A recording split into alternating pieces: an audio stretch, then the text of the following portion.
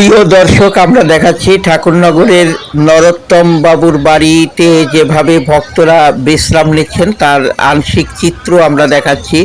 দেখুন, এটা গভীর রাতের একটি দৃশ্য। মতুয়া ভক্তরা দূর দূরান্ত থেকে আসেন, এখানেই বিশ্রাম নেন। এ বাড়িতে প্রায় শত শত দল উঠেন এবং এখানে বিশ্রাম নিয়েই কিন্তু ঠাকুরনগরের মূল মন্দিরে প্রবেশ করেন।